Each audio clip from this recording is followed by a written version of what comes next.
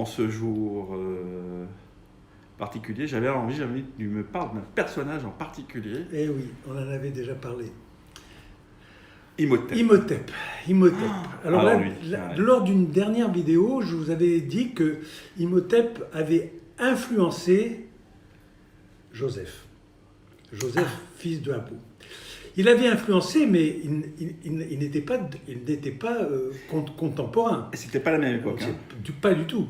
Imhotep, c'est 3e millénaire, c'est-à-dire je pense que c'est la 3e dynastie, je crois. C'est antérieur à... Oui, absolument.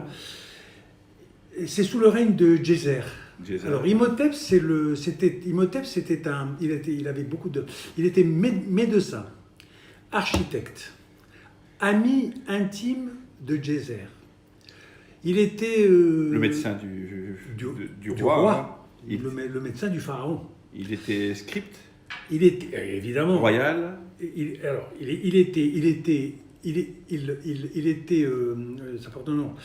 était scribe. Royal. Du roi. Royal, chef des scribes, donc il notait tout déjà. Alors, il faut savoir qu'à l'époque, on était assez près du commencement de l'Égypte et on commençait à écrire les hiéroglyphes déjà. Sur les pierres et sur les papyrus. Les papyrus. Okay. Parce qu'il y avait, tout le long du Nil, il y avait des papyrus et on faisait du papier avec ça, du papier. Et donc on pouvait écrire. Donc Imhotep, ce grand homme, alors à mon avis, il était noir. Oui. Il était noir. À mon avis, il était noir. Pourquoi ? Après, on va parler des pharaons noirs. Et il a créé la ville de Héliopolis. Vous voyez que cet homme-là, il a fait énormément de choses. Pourquoi, dans la dernière vidéo, je vous ai parlé du fait qu'il avait impressionné Joseph ? Parce que, à sa mort, Imhotep, il est déifié. Il devient une espèce de demi-dieu. Parce qu'il a amené à l'Égypte quelque chose, il était absolument génial. C'était un réformateur de la religion égyptienne, je crois. C'était un réformateur et surtout, il a réinstallé cette religion qui est en fait,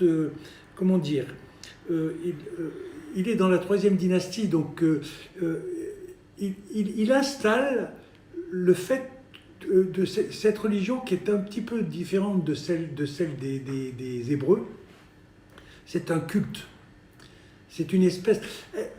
Cette religion est basée en même temps sur toute la vie des Égyptiens. Que ce soit des petits ou des grands ou des nobles, tout le monde est basé sur ce culte énorme. Ce culte énorme qui est un culte basé sur la nature. Alors, attention, ils ont inventé le centimètre, le décimètre, le mètre. Comment ils ont inventé le centimètre ? Avec l'eau, avec la goutte d'eau. Alors explique-moi. Ils sont allés prendre ils se sont aperçus, parce que avant, les mesures étaient c'était le pied du pharaon, le bras du pharaon et la jambe du pharaon. Les coudées, le pied et la jambe. Donc et on s'est aperçu qu'à chaque pharaon, ça changeait et qu'il n'avait pas les mêmes pieds. Donc, Imhotep, probablement, a pensé à ça. On est allé chercher de l'eau et on s'est aperçu que du haut du Nil au bas du Nil, la goutte d'eau était toujours la même. Et quand on la mettait sur un endroit, ça faisait 1 centimètre. Ils se sont basés sur ce centimètre. Ah, mais je prends. Alors ça, c'est passionnant. Donc. Ils se sont basés sur ce centimètre. Ils l'ont multiplié par 10 décimètres. Et ils l'ont multiplié par 100 et ça fait le mètre. D'ailleurs, on s'aperçoit que toutes les pyramides, elles sont métrées. Et donc ils étaient déjà géomètres. Bien sûr qu'ils étaient géomètres.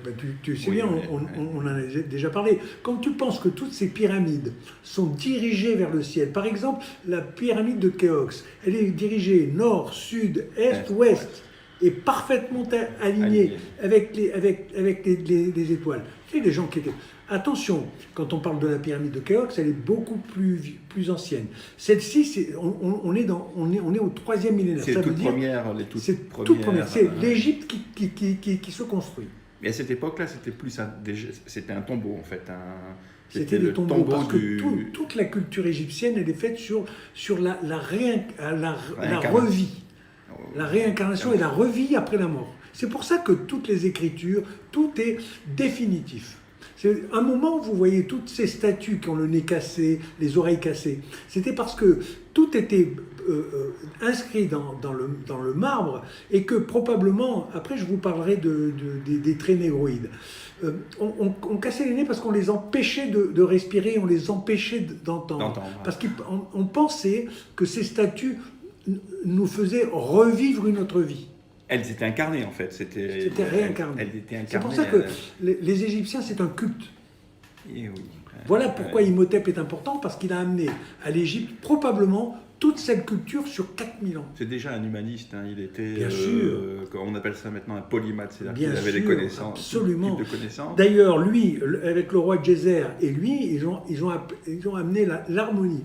Il paraît qu'il faisait donc il avait des traités médicaux, il faisait des diagnostics. Complètement. Il soignait. Il était pharmacien. Pharmacien. Il a inventé plein de choses. Il était médecin. C'est incroyable ce qu'il pouvait. C'était un architecte de génie. C'était un génie. On a très peu de choses sur lui. D'abord parce que c'est très ancien. On a retrouvé son nom sur le pied d'une statue. Et on sait maintenant, avec tout le reste des dynasties, tout le monde parlait d'Imhotep. Mais réellement des écrits comme on les a sur les autres, on n'a pas grand-chose. C'est pour ça que je voulais parler d'Imhotep qui nous amène au pharaon noir. Donc c'est pas un personnage, c'est pas un personnage mythologique ou mythique. Ah non, pas du tout. Il a réellement existé. Oui, absolument. D'abord, on a des écrits. Si tu veux, avec les Égyptiens, ce qui est formidable, c'est qu'on sait lire les hiéroglyphes grâce à Champollion et d'autres, parce qu'il n'était pas tout seul. On sait lire les hiéroglyphes et en plus, on connaît l'histoire. Alors, il faut savoir que les écritures, les hiéroglyphes pouvaient se lire de gauche à droite ou de droite à gauche, de haut en bas. Donc on avait plusieurs versions des écritures. Donc pourquoi Imhotep est important? Parce qu'il installe ce nouveau culte, il installe l'harmonie, la vie agréable sur Terre. Et Djéser, une fois mort, sera enterré. Imhotep, on n'a pas retrouvé son corps, on ne sait pas trop ce qu'il est devenu, et on a très peu d'écrits sur lui. Voilà. Voilà pour Imhotep. Alors, il y a quelques livres, des livres intéressants. Bien sûr. Il y a surtout des gens qui ont une idée comme la mienne, c'est-à-dire que une idée. Moi, j'imagine le bonhomme, mais en fait, je n'ai pas de réelle preuve écrite. Oui, on le situe un peu comme dans la lignée des pics de la Mirandole, à cette période-là qui était omniscient, humaniste certainement. En plus, il était scribe, donc il a laissé des écrits. Surtout qu'à l'époque, les papyrus, c'est quand même quelque chose. Papyrus, c'était tout au long du Nil. Alors, regardez bien le Nil. Il part de très très loin en Afrique, parce que l'Égypte, ça fait partie de l'Afrique. Oui, alors effectivement, il y a actuellement une polémique, donc je voulais revenir là-dessus sur les pharaons noirs, parce qu'il y a une polémique, les noirs s'approprient comme d'habitude le pouvoir, et les blancs, comme d'habitude, s'approprient. Non, les pharaons n'étaient pas blancs, n'étaient pas noirs. D'ailleurs, ils n'étaient pas blancs, c'était pas des vikings. Ceux qui étaient sur le bord de mer, c'était plutôt des gens un peu basanés, comme les gens du Maghreb. Méditerranéen. Et surtout mélangés avec des Noirs, parce que les Noirs venaient, évidemment. Parce qu'il ne faut pas l'oublier, tout la Haute-Égypte, c'est le Soudan et la Nubie. Ok ? Et ça, c'est la Haute-Égypte. Toujours partagé en deux. Hein. À un moment donné, la Haute-Égypte et la Basse-Égypte vont s'allier, et vous remarquerez que sur les pharaons, ils ont un chapeau ils ont un chapeau blanc et noir. Deux. Et ce chapeau, c'est bien ça, c'est le symbole de l'Égypte double et surtout unie. Parce que quoi qu'on en dise, ces gens qui étaient extrêmement avancés en culture couraient derrière l'harmonie. Les apports et attention, je l'ai déjà dit, vous aviez les Assyriens, vous aviez les Babyloniens, vous aviez de l'autre côté les Libyens. Tout ça, ça se faisait la guerre. Donc, effectivement, il y a eu énormément de pharaons noirs. il y a eu une dynastie qui est la 25e dynastie, qui eux ils étaient installés. Mais tout au long de l'Égypte, on peut dire qu'il y avait des pharaons noirs. Mais il n'y avait pas que des pharaons noirs, il y avait aussi des pharaons il y a eu des berbères, bronzés, bien sûr. Puisque ce bout de l'Afrique, on est au bout de l'Afrique, sur la Méditerranée, il y a des gens qui se baladent. Alors attention, l'Europe est à l'âge de pierre. D'ailleurs, pour eux, les Égyptiens se tournaient vers le sud. Parce que pour eux, la culture, elle était au sud, ils se tournaient vers l'Afrique. Le nord ne les intéressait pas, c'était des bêtes sauvages. Donc eux, ils étaient extrêmement évolués. On a déjà donc une civilisation, d'ailleurs le mot distingué, civilisation égyptienne avec des... Bien sûr. Donc une religion. Une culture, une religion. Bien sûr. Des sciences, de la maîtrise des sciences. Du calcul, la géométrie. Et de la médecine. De la géométrie, ils étaient compagnons déjà. Eh oui. Ils avaient le sens, du, avec des cordes, ils avaient le sens du cercle, parce que il a bien fallu à un moment donné partager les terres des paysans. Quand le Nil déportait, le Nil se propageait partout. Il n'y avait plus de démarcation. Donc, pour démarquer, chaque paysan, avec des cordes à nœuds, déterminait les parcelles. Parce que les paysans de l'époque, c'était vraiment des paysans, quoi. C'était des agriculteurs. Et il n'y avait qu'une certaine élite seulement qui pensait, voilà. Mais comme ils étaient très riches, car ils avaient largement de quoi manger, ils revendaient leurs marchandises aux autres. Alors, il faut savoir que, comme tous les pays riches et prospères, on attire l'envie. Obligatoirement. Alors évidemment, de temps en temps, il y avait les Syriens qui venaient les attaquer, on faisait la guerre. Les Libyens qui venaient les attaquer, on refaisait la guerre. Qu'est-ce que vient faire ce peuple hébreu là-dedans? Le peuple hébreu, il vient largement après. Il est quand même nourri par... Et c'est-à-dire qu'ils sont en Canaan, où c'est le désert. Ils sont attirés, comme nous, les Français, nous attirons tous les gens qui viennent vivre de nos richesses, et tant mieux pour eux d'ailleurs. Voilà. Donc, quand il y a une civilisation qui est avancée, qui rayonne, elle attire. Elle influence. Elle attire. Donc tous ces gens venaient... C'est pour ça que, encore une fois, je pense que les Égyptiens...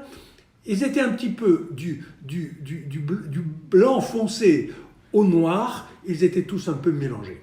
De plus, il y avait quand même de l'esclavage.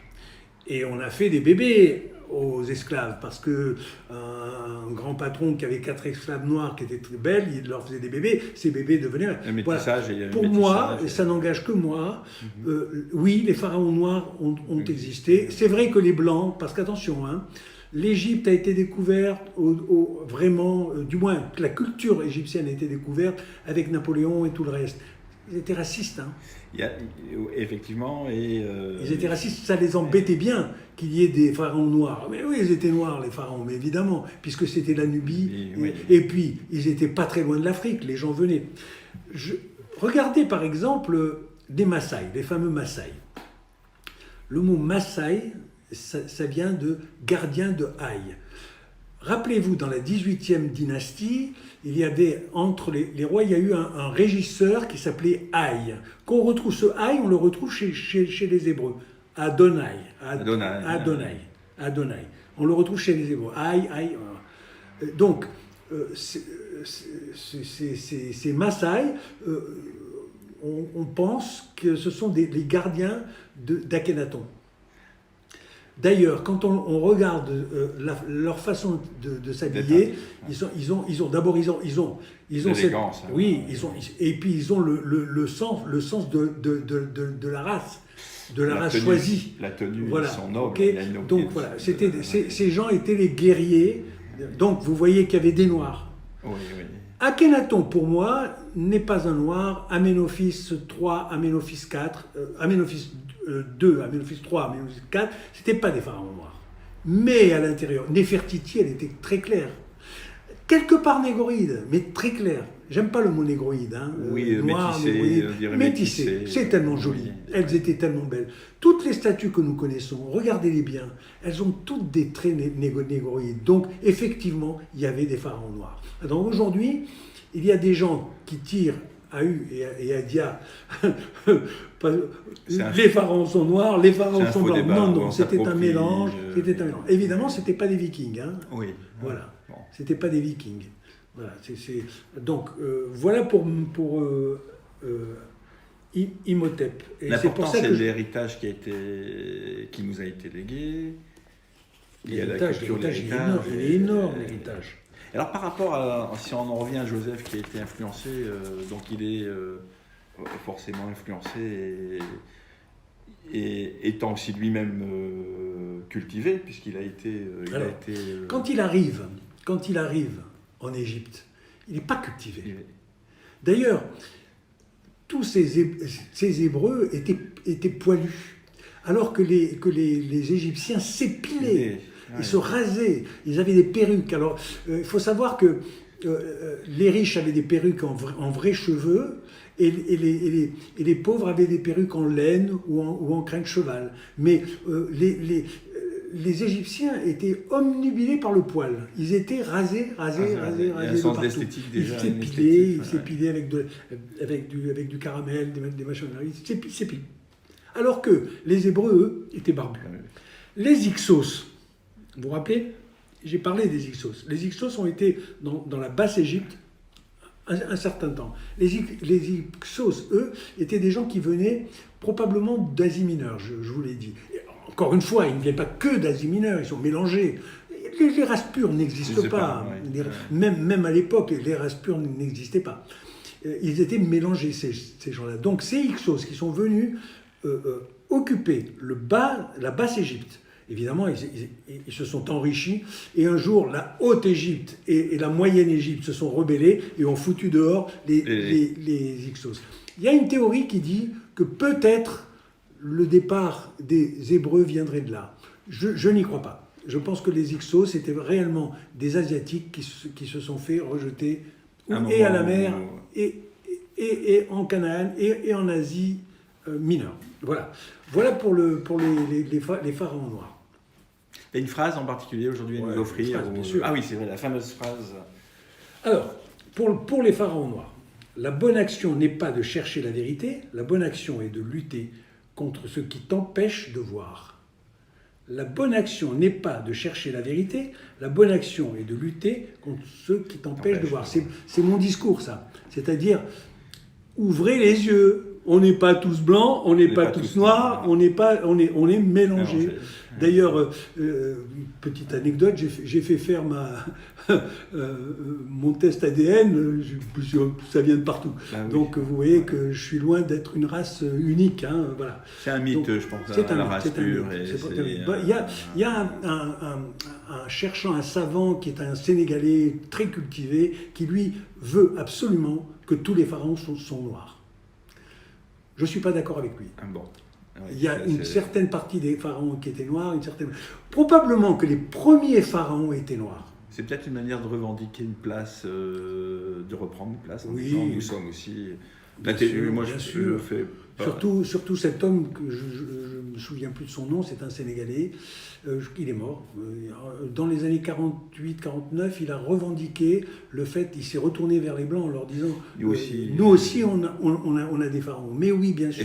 Mais oui, bien sûr. La reine de Saba, elle était noire. Oui. La reine de Saba était noire. Les Éthiopiens sont noirs. Donc vous voyez que dans cette partie, ça bouillonnait là-dedans. Ça bouillonnait, pourquoi? Il y avait de la richesse. Et quand il y a de la richesse, les gens, ils viennent. Ils se battent pour prendre la richesse. Surtout qu'il y avait des périodes de famine et cette année d'abondance. Il y a des années d'abondance, des années de famine, des années de... Absolument. Parce que le Nil, tout le monde était accroché au Nil. Hein. Le Nil, il y a deux Nils. Il y a plusieurs Nils, mais il y a deux Nils. Il y a le Nil blanc et le Nil bleu. Le Nil blanc part d'en haut et jusqu'aux cataractes d'Assouan, et le Nil bleu, lui, il vient d'un petit peu, donc il se mélange pour donner le Grand Nil. Le Grand Nil. Et ce Nil, il ne pleuvait jamais. D'ailleurs, les guerriers égyptiens, quand ils allaient faire la guerre ailleurs, ils disaient qu'il tombait le Nil du ciel. Il n'y avait pas de mot pour la pluie. Et ça n'existait pas. Il n'y avait pas de pluie. Alors il disait, il y a le Nil qui tombe du ciel. Et de plus, comme l'eau était froide quand ils allaient faire la guerre au Liban, ils réchauffaient l'eau parce qu'ils avaient l'habitude de boire une eau chaude, enfin plutôt chaude. Voilà. Donc ils ne savaient pas ce que c'était. C'est pour ça qu'Akhenaton, quand il a fait son grand temple dédié au soleil, il n'y avait pas de toit. Toutes les salles étaient ouvertes. Parce qu'il ne pleuvait pas. Il ne pleut pas, donc il pleut pas. Donc les seuls moments où ils avaient de l'eau, c'est quand le Nil débordait et que le Nil occupait toute cette partie du bout de l'Afrique, là. Et là, la terre était extrêmement fertile et les gens s'enrichissaient et vivaient là. C'est pour ça il y a plus de 30 dynasties. Hein. On part d'Imhotep, qui est la 3e dynastie, et ensuite on va jusqu'à... nos histoires à nous de Bible, c'est la 18e dynastie. Et là où je dis, moi, je ne suis pas du tout persuadé que Ramsès est le pharaon de l'Exode. Moi, je pense que c'est pas Ramsès. Pour en revenir à la pluie et à Imhotep, il avait la réputation de faire pleuvoir aussi. On l'appelait pour certaines prières. Et il avait cette réputation-là aussi. Alors, effectivement, en tant que grand prêtre. Voilà, où il ne pleuvait pas du tout, c'était dans la basse Égypte. Oui. Mais dans la haute Égypte, il pleuvait quand même. Oui. Parce que toute cette eau, elle sort bien de quelque part. Parce que, attention, ça vient du Centrafrique. Hein. Ça descend, les sources du Nil. Ça descend. Les sources du Nil, ça va très, très, très, très loin. C'est un voyage à faire. C'est un voyage. Effectivement. Imhotep, on l'a déifié à sa mort. On l'a déifié parce qu'il a porté.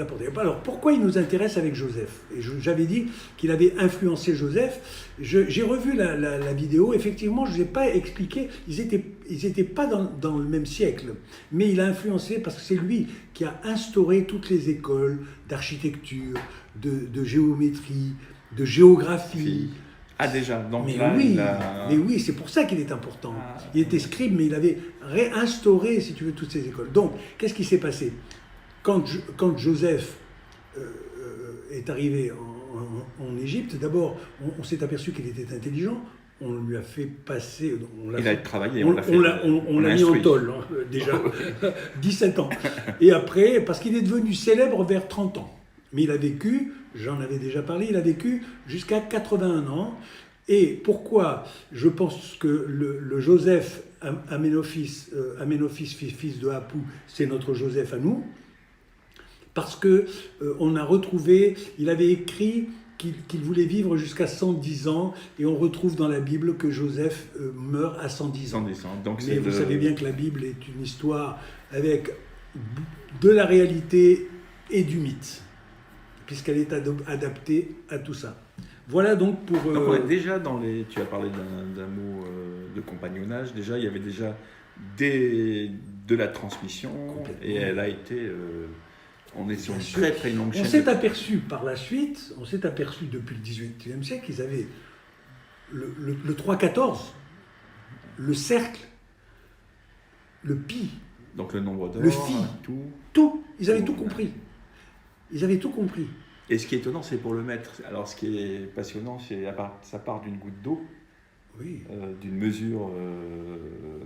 Alors, ça amène à réfléchir quand même, parce que j'ai jamais vu ça sous cet angle, prendre une goutte d'eau en disant est-ce qu'il y a une uniformité une uniformité de la goutte. On arrive à en faire un étalon en fait à la. Et le kilo aussi. Et le kilo, ah oui. Le litre d'eau fait 1 kilo. 1 kilo. Et oui, il y a des correspondances. Voilà. On établit ces correspondances. Alors, ils n'avaient pas encore inventé la roue. Mais elle était déjà dans leur. Non, je pense pas. Le cercle est dans le cercle, mais le cercle, c'était de la géométrie. Il apparaît quand, le cercle là? Ce cercle, cercle je pense à mon avis avec Imhotep. Et attention, n'oubliez pas que de l'autre côté, du côté du nord, vous avez les Assyriens, vous avez les Babyloniens qui sont déjà très avancés, les Akkadiens. Un jour, je vous raconterai, quand on arrivera à Moïse, je vous raconterai l'histoire des Akkadiens, parce que on a une histoire akkadienne qui ressemble à celle de Moïse. Alors, vous savez qu'on est au bout de la Genèse. Moi, je tiens beaucoup à vous raconter ces histoires d'Égypte. D'ailleurs, je ne sais pas si vous avez remarqué, il y a une Égyptienne là. Juste à côté. Oui. Juste à côté, que je l'ai mise exprès, justement. Elles étaient belles comme ça, parce qu'elles se soignaient énormément. Elles se maquillaient. Elles mettaient du cool Parce que, pôle, là, comme il y avait le désert, pour protéger les yeux, elle se mettait du kohl. Et elle se mettait aussi, il y avait une poudre bleue. Elle se maquillait avec donc elles étaient extrêmement Il y avait coquettes. déjà un sens de l'esthétique. Un sens de l'esthétique. On travaillait les corps, on travaillait la peau. Et on s'épilait, surtout, on s'épilait. Qu'est-ce que j'étais en train de dire là sur... Alors on parlait de Joseph, du cercle, là, du cercle à quel... Oui, je disais... À la limite, il nous est apparu, il suffit de regarder le ciel et les jours de pleine lune, on est tiens. Alors, il pensait que la Terre était plate. Hein. Il pensait que la Terre était plate. Mais il n'avait pas le sens, de la rondeur de la Terre. Mais ce qu'ils avaient le sens des étoiles, parce qu'ils étaient observateurs. Mais alors, ils pensaient, mais je pense qu'ils savaient aussi, certains savaient que la Terre était ronde, puisqu'ils à force d'étudier le ciel, les constellations. Moi, je ne pense pas, puisqu'ils avaient déifié le Soleil, oui. Et le Soleil allait se cacher pour réapparaître. Donc tous les matins, ils attendaient que le soleil... Alors attention, les pharaons, c'était des dieux, et les dieux qui s'alliaient au soleil. Donc le pharaon, dans la nuit, allait se battre contre les forces du mal de la nuit. Pour que le soleil renaisse. Pour que le soleil renaisse le lendemain matin. C'est pour ça que le premier dieu des Égyptiens, c'est Ra. Le premier dieu. Et ensuite, il y avait d'autres dieux qui étaient le dieu de la terre, qui était le dieu du Nil, et tout était déifié. Tout était déifié. Si bien que Imhotep a été déifié. Alors, on va en rester là. Oui. C'est passionnant. Méditons sur la goutte d'eau. Comme quoi, il suffit d'observer parfois. Vous avez tout compris. D'ailleurs, un dernier mot. Le temple, je l'ai déjà dit, mais le temple de Jérusalem, il avait été basé sur ces mesures-là. Déjà. Et on a retrouvé aussi le maître étalon sur les pyramidions devant les Bien pyramides. sûr, puisque c'était les Égyptiens qui l'avaient inventé. Pendant le XVIIIe siècle, il y avait des Européens... moi, je dis qu'il faut parler de racisme. Il faut parler de racisme. Les Européens blancs s'étaient appropriés cette... Parce qu'on pensait que les Noirs n'étaient pas suffisamment... Mais pas du tout. Ils sont aussi intelligents que les autres. Et ils ont créé des façons. Ça, je tenais absolument à le dire. Parce que dans d'autres vidéos, j'ai parlé des pharaons noirs d'une façon très petite. C'est pour ça qu'il faut toujours préciser que... Je ne veux pas être trop compliqué. On n'est pas dans des débats politiques, ni religieux, ni rien. Simplement. Voilà. C'est pas le but. Voilà pour les pharaons noirs et particulièrement pour Imhotep. Et bien voilà, on en reste avec Imhotep. Et puis, rien ne vous empêche d'aller plus loin. Il y a 2-3 livres intéressants sur Imhotep. Bien sûr. Et surtout, vous avez des gens qui ne sont pas d'accord avec ce que je pense. Donc, qu'ils le disent surtout. Libre. Parce qu'il y a beaucoup d'hypothèses à ce sujet. Avec l'histoire, dans l'histoire. Dans l'histoire. On fait nos recherches, il faut chercher. Bien sûr. Se faire un avis, on ne peut pas être... Moi, je dis toujours, surtout ne me croyez pas sur parole, allez voir, voilà. Allez chercher. Évidemment, moi j'étudie tout ce que je dis, hein. C'est pas un hasard. Je le sais, je l'ai étudié, je l'ai travaillé, voilà. Mais maintenant, évidemment, il y a d'autres façons d'autres interprétations et d'autres manières de... D'autres interprétations. Heureusement. Je n'ai pas la science infuse. Voilà. Très bien, mais on vous salue. Eh bien, à bientôt. Bye bye, au revoir.